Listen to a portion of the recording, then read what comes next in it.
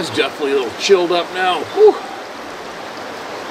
Put on the goggles, and I've been swimming around in the pool right back here for about an hour. The water's definitely gotten a little cooler since a couple weeks back.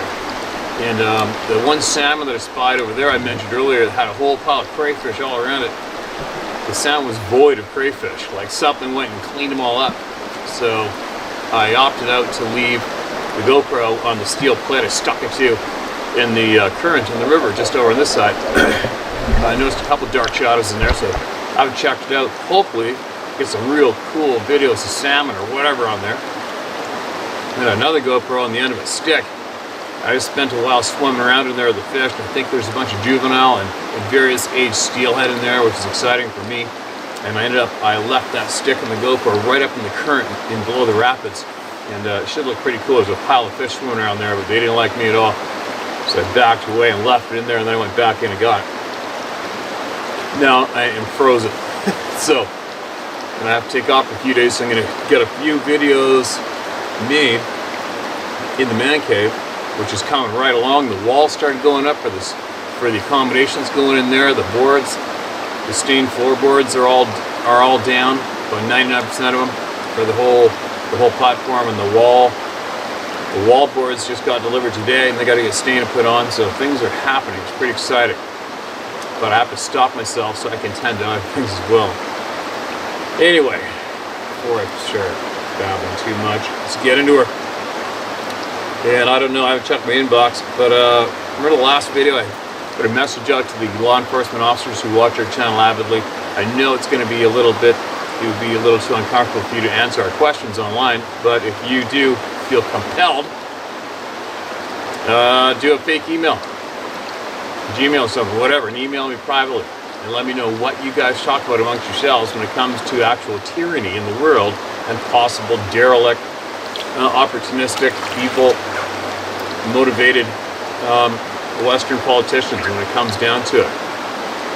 The question was, when do you draw the line? When do you put the cuffs on those people instead of continue to strip the people of their rights?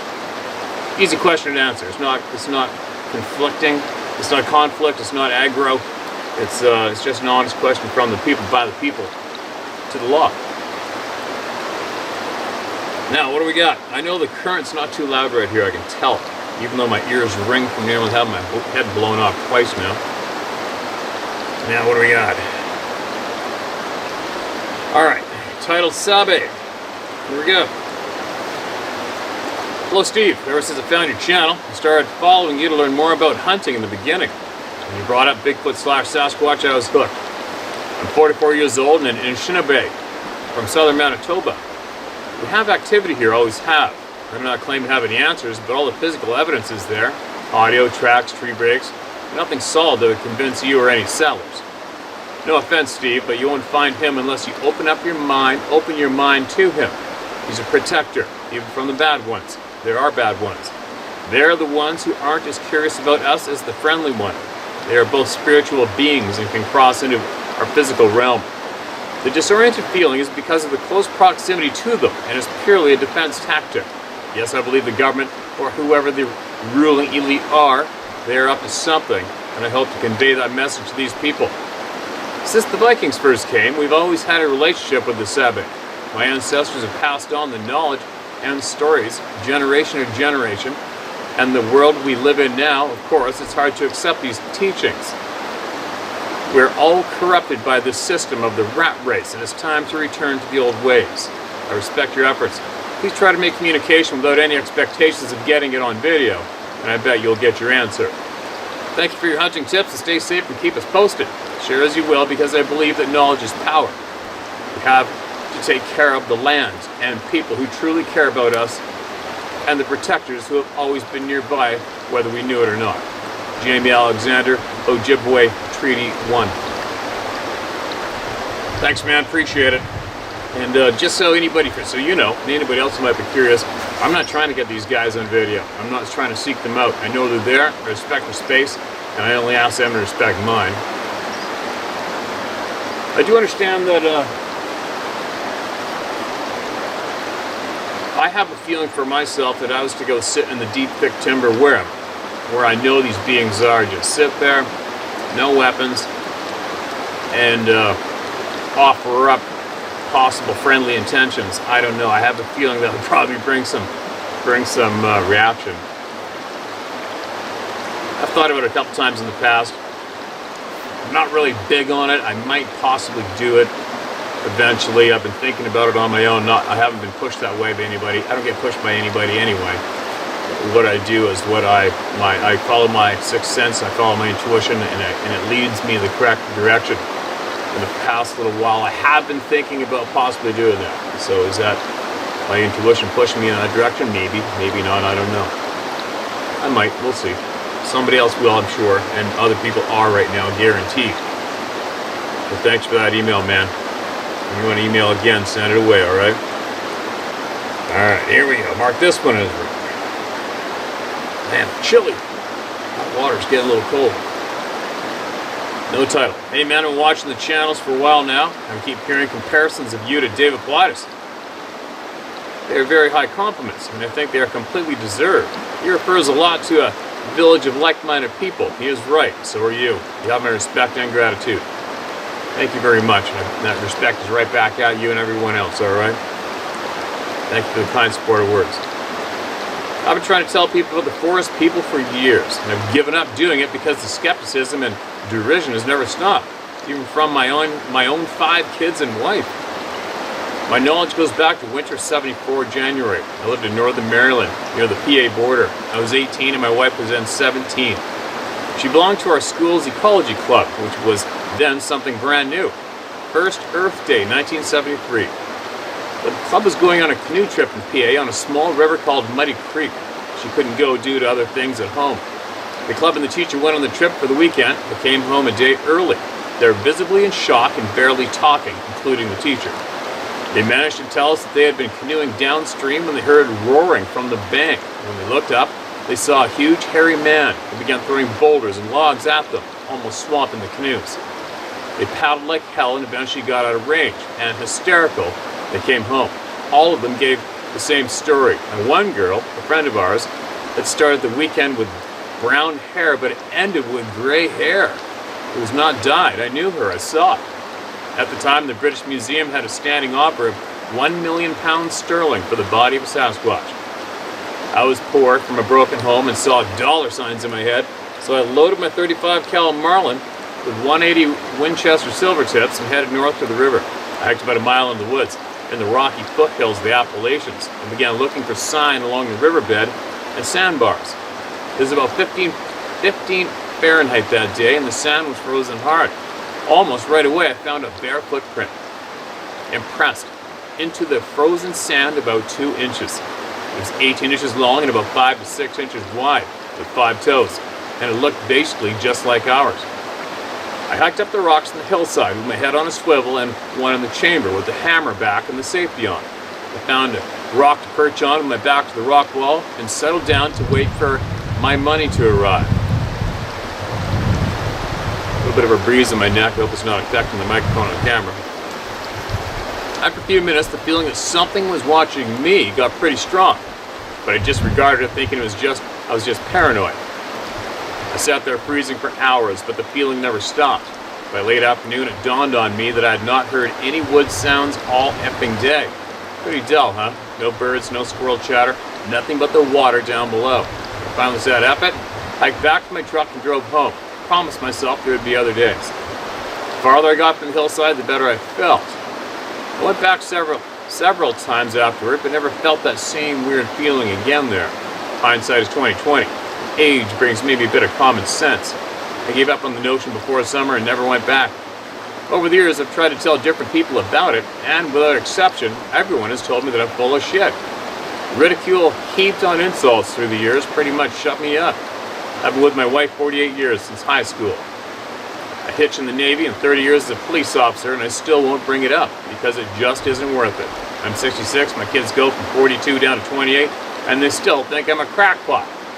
My word has sent people to prison. My memory and testimony has never lost one case in court, but I'm still a damn crackpot if I bring this up. I'm glad you're doing this. It's a pretty great thing to validate us poor schmoes who have seen what we have and know what is true. Thank you, and please keep it going. Maybe there'll be daylight before the powers that manage to kill us all. Maybe. Let's hope so. Thank you for sending that in, man. Appreciate it. And if it gives you any kind of understanding, just so you know, the people that I have found that laughed the most or ridiculed the most, when I showed them a couple photographs in the past and seeing the reactions, it was then instantly that I realized that the topic actually scared the living crap out of them. And that's what's going on. So I would imagine your family, they don't think you're a crackpot. They just do not want to face that reality. They don't want anything to do with it. They don't want to hear about it. And the best way to make it go away is laugh at it, pretend it's not happening. Thousands of people are doing that. It's what it is. That's fine. That's fine, especially on this channel, because this channel is about the people exactly like you who just wrote in. Have seen something, have been laughed at for years. It's not fair. Military/scientific background. Steve sent yesterday only a list of experiences due to lengthy content and otherwise. However, we'll provide details if you wish in future contact. They are varied and are of high strangeness, particularly because many occurred in metropolitan setting. I'm sure you're overwhelmed with the volume of emails, but also have much research and confirmation of the more of the Twilight Zone type. Most of the naysayers would say I'm completely paranoid or ready for conservatorship. I don't give a flying F. Not very nice language for a 76-year-old semi-retired teacher. But I'm sick of being nice, silent, or labeled. Matter than a cat on fire. From phone hacks, drones, and 3 years of black helicopter tailgaters. I hope you find my previous notes. Blessings to you and yours, my virtual friend. I also appreciate your candor, your courage, and your personal integrity, Susan B. Okay, Susan, this one's new to me. I will, when I get back, I will hopefully remember to do a search in the inbox for your name and see what you've sent previous, and I'll get right to it, alright? Apologize if it hasn't been shared yet. If you saw my inbox, you'd understand.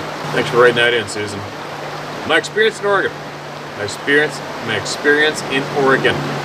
Hello, Steve. My boyfriend has been watching your hunting channel on YouTube for years, as he has been a blacktail hunter since he was a kid. He had me listen to a video of you telling a Savage story about 6 months ago, and I've been hooked ever since. I woke up an hour before I normally do just to listen to your videos and drink my coffee. I must say it's a great way to start my day. I love the no bullshit attitude you have, and I feel the world needs a lot more people like you in it. Thank you for the kind words. Appreciate that. It seems to me that a lot of these stories are so similar, almost identical with one another, as people have seen these beings all around the world, had the same experiences and never met. It proves the government is hiding a lot more than we know from us, and that's scary. I didn't really understand my experience until after hearing one of your videos about rocks being thrown in the water. Then it hit me. I've had two experiences in the same place within a couple of weeks of each other, and never actually thought about it until now. About 25 miles northwest of a town called Klamath Falls, located in the beautiful state of Oregon, in Odessa Campground. I lived in Klamath for most of my life and used to go there frequently as a teenager. It's free to camp, and there's 6 different campsites along the one-lane dirt road that loops around. So if you had a camp trailer or were pulling a boat, it made it easier to get in and out. As I said, I'd been there a handful of times with friends before my first encounter and never felt bothered or unwanted. Not a lot of people stayed overnight there, which I thought was awesome because who wants neighbors when you're trying to enjoy your time outdoors, away from people? I can't remember the exact date, but I think it was mid-July 2007. 2 of my girlfriends, 1 of the boyfriends, my ex and I went for a one-night camping trip. We like to stay in the spot that's at the bottom of the loop, about 20 to 30 yards from a creek that runs off the upper Klamath Lake. There was what looked like a pathway at the back of the circular campsite into a wooded area that surrounded it. The trees were bent over the walkway at about 7 feet, which I thought maybe the trees just grew like that. I didn't know any better. You could tell that the people before us had used it as the bathroom area since there's only 1 toilet for the whole campground. We all decided to walk down the path just to see how far it went. After about 2 minutes in, I got this strange feeling that we had to go back now. So I told them we should start setting up camp before it gets dark, which they agreed. When you're all 15 and camping with your friends, you might bring some alcohol to amp up the fun. I know, typical teenagers. But later that night, after we had a few beers and was listening to music, we heard some rustling to the right of us in the tall trees and grass that surrounded the campsite. Thinking it's just a rabbit or a skunk or some other small creature making his way through, we ignored it. A few minutes later, the rustling happened again, this time even closer. None of us were brave enough to go find out what was making the noise, so we all started yelling and stomping our feet to hopefully scare it away. Must have worked, as nothing else happened after that. Fast forward a couple weeks and it's time for another camping trip. This time, it was just my ex and I. We set up in the same spot and tried some fishing with no luck. It was getting late, so we decided to eat dinner and go to bed. He told me he wanted to try and catch some catfish before he went to sleep. He would only be gone for about 20 minutes. I was tired, so I told him to go ahead. I was going to hit the hay. He put the fire out, grabbed his gear, and walked the 30 yards to the water's edge while I climbed into the tent. Not even 10 minutes of laying down, and almost asleep, I heard a huge splash. It sounded like a boulder hit the water, followed by a scream slash yell slash roar that I can't even describe other than ear-piercing and definitely not human. I've never been that scared in my entire life. Immediately my ex came running up yelling, "We gotta get the F out of here now!" I jumped up, grabbed the keys and a blanket, jumped into my car and we sped away. I asked him what it was and he said it sounded like someone was on the other side of the creek, 50 yards or less from one side to the other. Directly in front of him, threw a giant rock into the water and screamed. Thinking it was someone trying to scare us, we drove back to Plymouth to see a couple of his friends would go back out with us to get our tent and belongings, but none of them would. We didn't want to leave our stuff there overnight, so him and I drove back to the campground, decided to sleep in my car at the beginning of the campground, where the signs that explain the rules and stuff are, and wait until morning to retrieve our belongings. We were woken by an OSP officer tapping on my window with his flashlight at 5 a.m. When I started to explain why we were parked and sleeping in the car, he interrupted, and these were his exact words. "There's been a lot of reports of suspicious activity going on out here, and it's best if you leave now. Don't come around here for a while." Then he got in his car and drove away. I was stunned. Suspicious activity? Are there a bunch of teenagers out here in the woods running amok and messing with people? He never said anything more than that. When we got back to where the tent was, nothing had been taken or destroyed. The only thing that I noticed was the zipper on the tent wasn't closed all the way, open about 5 inches, when I know for a fact I zipped it closed. Another thing, there were no other people there that night and there was no way to get across the creek without having to swim or use a small inflatable boat. You can Google map it and see what I'm talking about. I haven't been back there since and have no urge to go back again.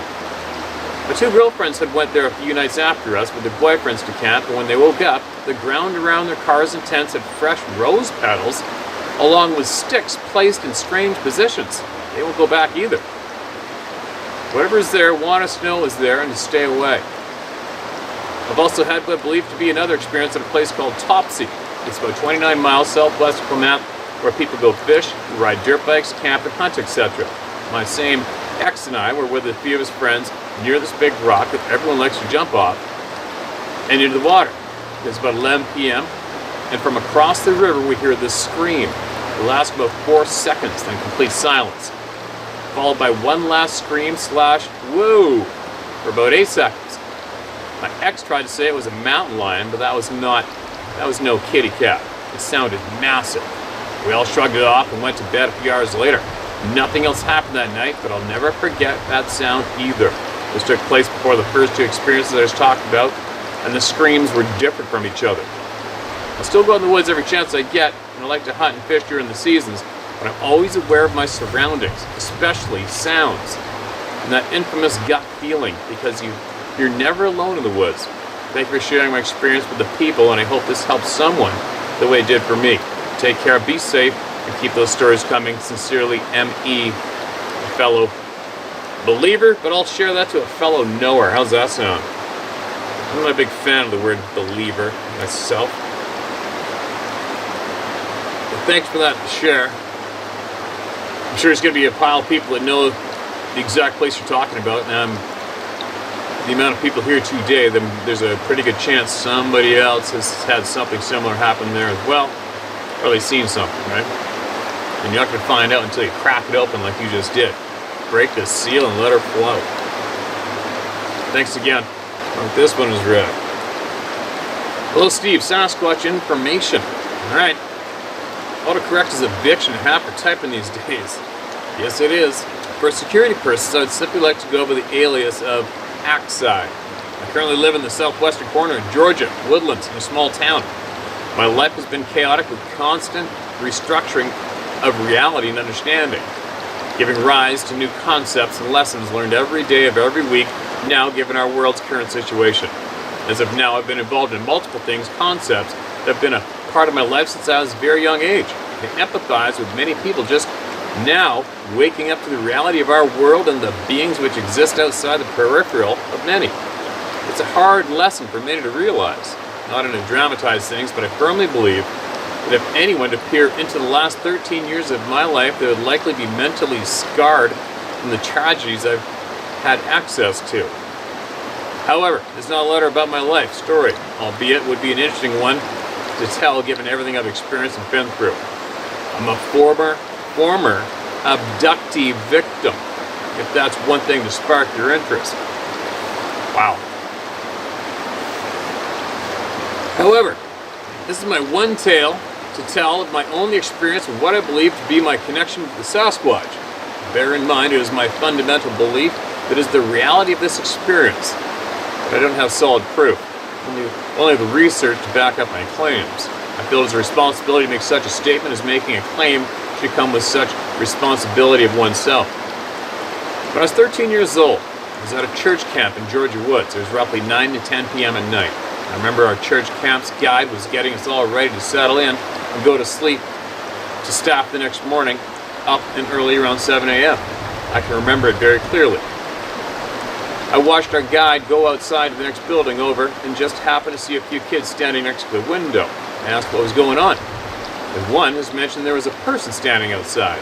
We could not see the individual, only their shadow being cast by a dimly lit porch light outside. They looked very large and bulky. Strangely enough, they never moved.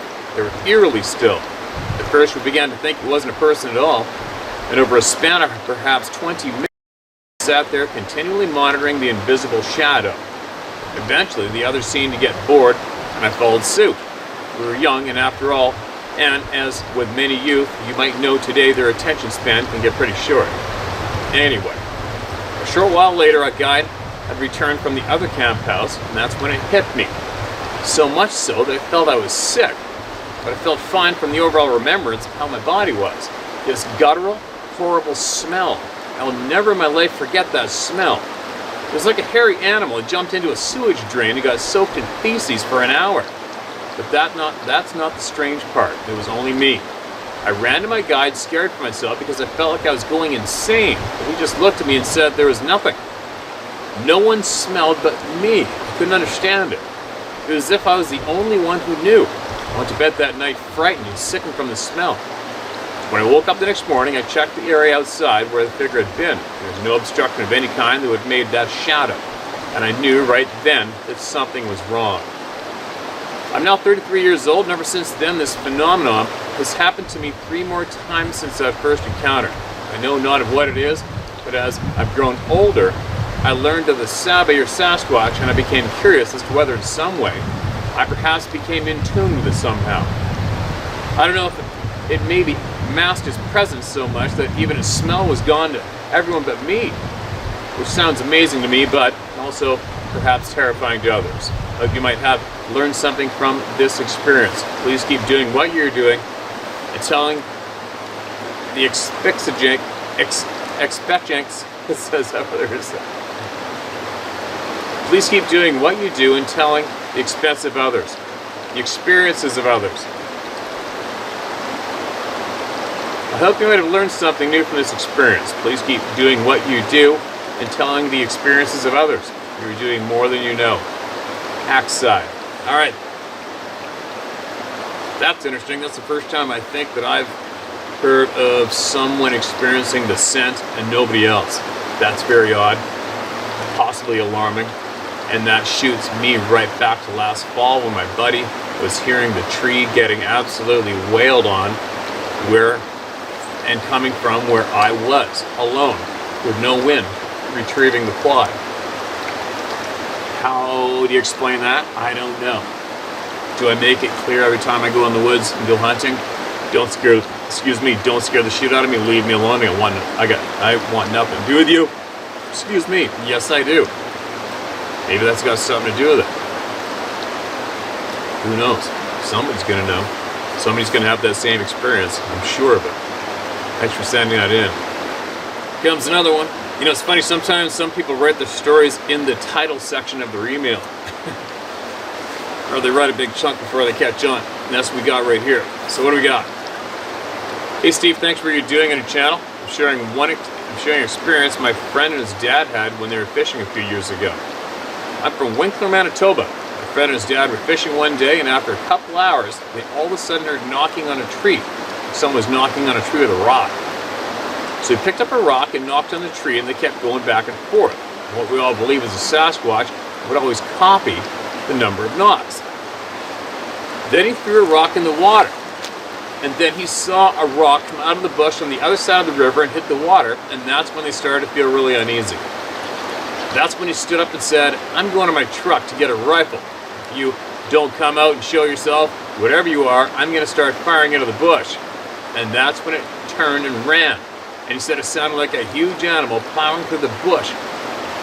And you could hear large trees being broken as it ran. And he used to say, get everyone fishing at that spot again. In one of your videos, you told a story about someone that was in the forest, and they all of a sudden felt that feeling of dread, and everything in the forest was quiet. I remember having that same experience a couple times when I was a teenager. I grew up in the country, and I always loved spending time in the forest hunting. I remember feeling that way a few times, like I just had to get out of there. And I usually never feel that way in the forest. And that's where it ends. Alright, thanks for that share. That was Winkler, Manitoba. For anybody from Winkler, Manitoba or Manitoba that's watching right now, alright? We're definitely covering the map, aren't we? I wonder if anybody's actually keeping track of all these names of places being mentioned on this channel. I'm not, just so you know. I don't write anything down. I got all these saved, but I'm definitely not mapping out anything because I don't believe in mapping where these beings are on the planet. That's just me. I am quite certain they go wherever they want when they want. Period. There's no set routes or borders for them. Okay, one more. I'm frozen. Believe it or not. Whew, this looks like a longer one, but I'm in. I'm going to do it. Especially because the title says Great Story. My name is Chris Eichlin, and you can use it. I'll keep some info out to be on the safe side. I've watched your videos since I came across them, and have been guided and I've been glued to all the great stories you get to tell. Keep up the great work. I was born in the Yukon and grew up in the Haines Junction area. You've been up there on a sheep hunt, you said in a video. Probably with the good ones. Lance has passed on, but I'm sure you know that. Yeah, actually, you know what? Haines Junction, I've been there numerous times. I've run around in Takamachini a handful of times over the years. So that's how I'm familiar with that area. I've never guided there. I've definitely never gone on a guided hunt, but I have hunted for myself in the area and helped people, accompanied to film and stuff. Very familiar with Haines Junction. Haines. Where did I go? I grew up in the bush. I grew up bushwise. You can say as I am a native person and have learned a lot from my dad and family. I grew up with stories from the elders about the Bushmen and was always on the lookout for them. My first account was a late evening, summer in 1998, 4x4ing an area that in the summer brings salmon to the rivers. This was an area that the elders say they had to move a village upstream in the past because they were being bothered too much from the Bushmen. The area did not see a pickup much, and we ended up getting the truck stuck, could not get out. Even broke the winch. This area is spooky any day, as there are bears everywhere. We had a gun, but I was still unsure, as I felt I was being watched. So I took the battery out of the truck and tied rope around it so we could carry it on our shoulders. I taped the wires from the spotlight so it could turn on when we needed, as we had about a 7-kilometer walk out, and it was pitch black. Not too far on our trip out, I could hear something big paralleling us in the bush, so I'd stop dead, and we'd only hear one more step from it and then silence. I did this numerous times and turned the spotlight on from time to time and looked around.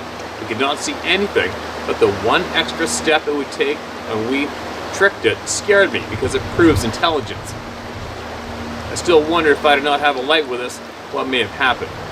Also from the same area, same time in the past, a prospector was staying in a shack somewhere back there. He was being tormented by them hitting the shack, taking turns running up to the door and hitting it.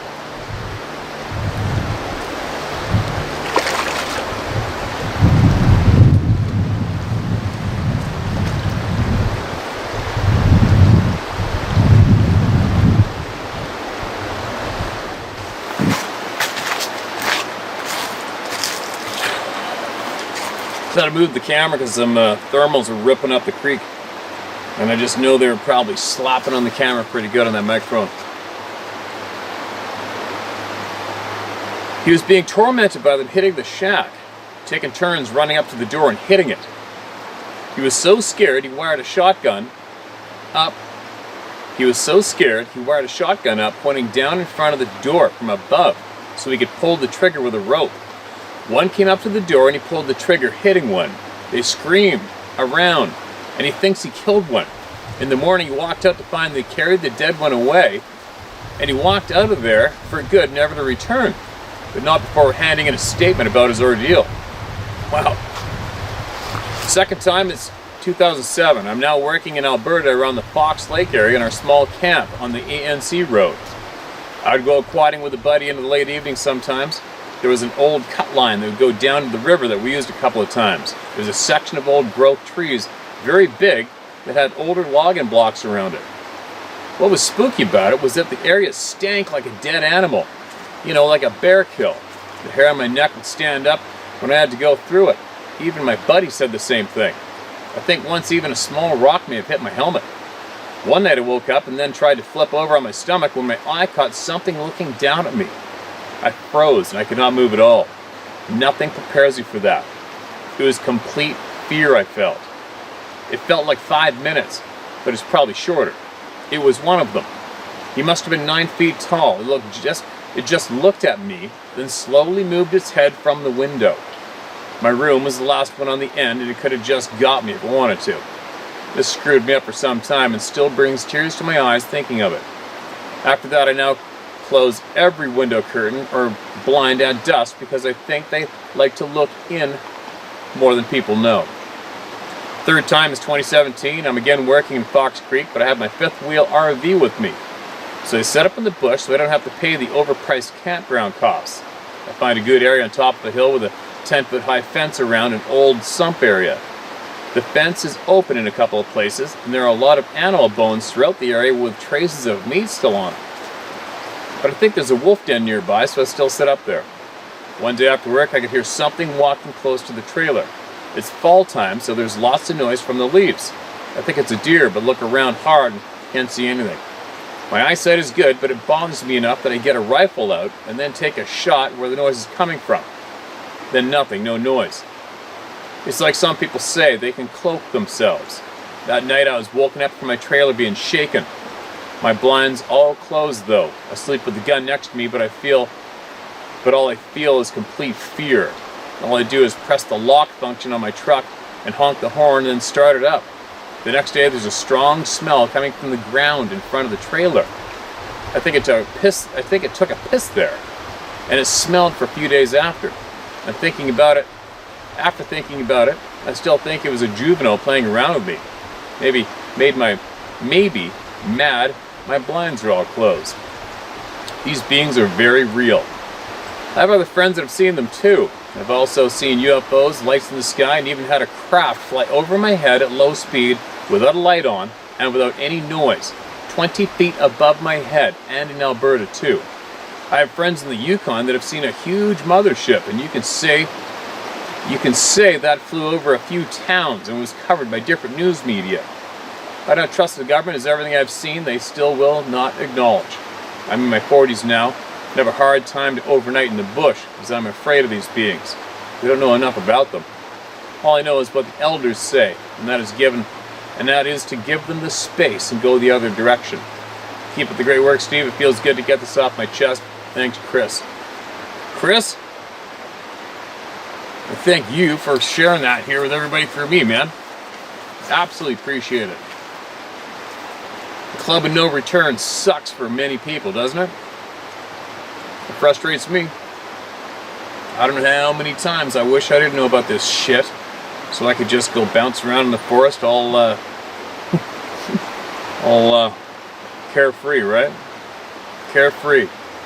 Carefree, bouncing around the bush, running around in the dark, not worrying about a thing. Then you have to go and see one of these damn things, and then you know. And then that's all she wrote. You're now in the Club of No Return. There's nothing you can do about it. So many people. So many people. Tens of thousands of people. Unbelievable. Anyways, yeah, there's been a pile of people, not a pile, quite a few people have emailed in from south of Whitehorse, Carcross. Where else? Haines Junction, Haines, Alaska. A lot of sightings down there, for sure. And actually, as a side note, right across from Goodwin's main outfit camp, there's that trailhead there that goes back in west through the Willow. We were back there, what, 2 years ago, I think, sheep hunting with a friend, and something was shook the cabin. It was exactly just after 9 p.m. Shook the cabin. I grabbed the rifle, went outside, nothing's there. We chalked it up as a possible earthquake, but then we left, went farther in the bush for a couple days, came back to that same cabin. Just after 9 p.m. the sucker shook again. Probably wasn't an earthquake. I grabbed the gun again, and I was getting ready for whatever it was to come through the door, but it never came through. I don't know. Go figure. But anyway, I gotta get back. I'm frozen. And hopefully if I got any cool stuff on these underwater cameras, maybe I'll show a few clips of the tail end here, okay, you guys? So be safe out there. Keep looking people square in the eye. Speaking open honesty. And if you got something you want to get off your chest, you can email it to sharemystory@howtohunt.com or tellmystory@howtohunt.com. Try not to do both, okay? Because when I see you guys using both, it just makes me groan. It's like, oh God. It gobbles up space and it helps annihilate the chances of other people getting their emails in too, okay? If you got it at once, it's in. And it'll get got to. It will.